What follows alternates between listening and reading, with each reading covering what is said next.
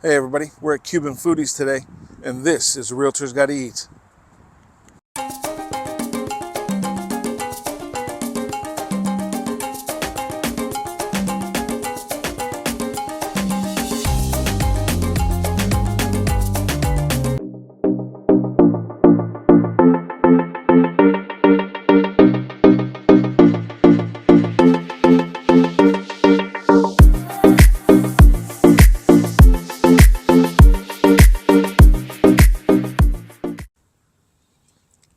Hey everybody, I'm Dave, this is my brother George, and we are Realtors Gotta Eat.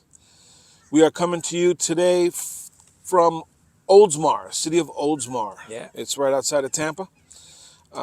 Nice area, kind of, it's kind of an older town, even though it's, I guess it's probably the original suburb of Tampa. Yeah. Yeah. Back in the day. And we went to Cuban Foodies on Hillsborough Avenue. I had heard about it, but I wasn't sure what was going on. It was a weird name, but I guess it's for Cuban foodies. They have an excellent menu. And something that my brother George pointed out, Yeah. they have the Cuban, and then they have the Cuban from Tampa, Or the Tampa Cuban, or the Tampa Cuban. But which is they have a Cubano de Tampa. So it's the Cuban from Tampa and a regular Cuban. So they make that difference. well, Right. and one of the things, the Cuban sandwich anywhere in the world is pork and ham with Swiss, pickles, mustard, and Cuban bread pressed. That's a Cuban sandwich anywhere, whether you're in Russia or China. Right. So one of the things that these people have done is acknowledge the Tampa Cuban, which has salami in it, and that's an interesting take because the Tampa Cuban is probably one of the oldest Cuban sandwiches in the country, in the United States, outside of Cuba, from back in the late 1800s.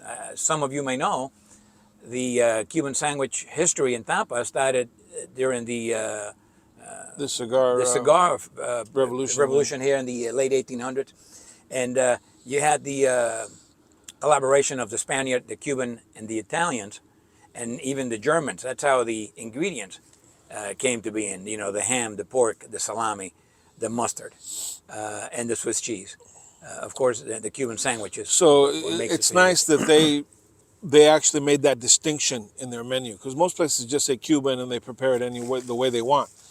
But they made the distinction of saying, hey, we have both kinds. And as we look at this thing, you can see in the layout, you can see their shredded pork that they do, and there the ham and the salami. With I believe they have mustard on one side and mayo on the other, which is the proper way to introduce mayo to the sandwich. Yeah, nice cut. So having said that, bread's toasted.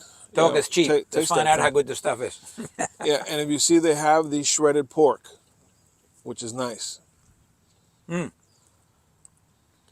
So far, so good. Right. And that ham, oh yeah, it's ham.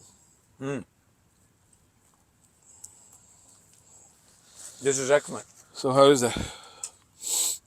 Now, one of the things is, you know, we're doing a couple of reviews today. So what we do is we'll pick out the sandwiches in the area, select a venue where we're going to do the filming. As you can see, we're in a beautiful setting here with a lake behind us. So when we're done with our reviews, now we can determine which is the best sandwich of the day, and that's what we have for lunch. That's a little secret that you guys never knew. But anyway. Yeah, but I figured it's nice to go to someplace like this instead of trying to do it in a parking lot in front of a restaurant.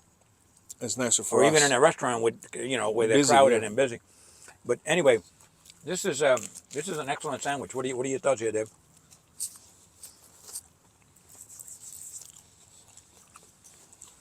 I like it. Well, you're thinking this is? I think this is one of the higher end sandwiches. Seems like these people know what they're really doing with the fact that they're recognizing this Tampa element. One of the things I like it is that it's not packed with stuff, which is sometimes annoying. Yeah, too much meat. it's got the correct ratios, of one another. So I think it was a perfect mouth bite, flavorful. It's Hey, very, very good. and before we forget, when you remind our friends here who we are. Oh yeah. Obviously, we're realtors got to eat for a reason because we're realtors here in the Tampa Bay area. And I just wanted to reach out to you guys, let you know that we're here for you. If you have any questions at all, if you need help, if you're thinking about buying, selling, 2024 is going to get hot real soon. The interest rates are stabilizing. I think they're going to stay at 6 for the remainder of the year, which is nice. People gonna At least for a while. yeah. There's gonna be stuff out there. If you're thinking about buying something, selling yours, moving on, just call us. Let's have a conversation. Let's talk about it. We'll be more than happy to help you guys. Hey, having said that, I think we're going to give this thing a rating. I'm thinking this is an above average sandwich. Yeah, I think it's pretty tasty. I think it's tasty. I think the bread was nicely pressed. Yeah, based on the experience Good we've ratios. acquired over the last few months, and rating. Actually, in the beginning, you start rating sandwiches, and you're not sure where the competition is, and we I think over the last few months we might have given some people ratings that were not correct, some too low, some too high, or whatever it was. We might have to go back and revisit those. Yeah, and we're gonna revisit some of those places, especially some of their higher end places. But I'm thinking this is about an 8.5. What are you thinking? Oh, for sure. Yeah. Easy.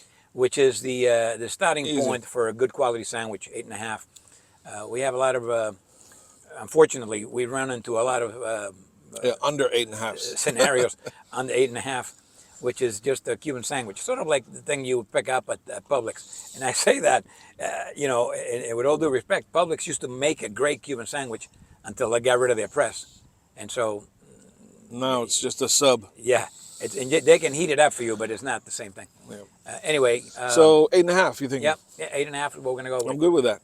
I'm good with that. Well, Definitely. thanks again for your time, and we'll see you. Remember next to round. please like and subscribe. Very important you subscribe. Tell others about this channel if you wish. Please, it's very important. Like and subscribe. And as always, hasta la próxima.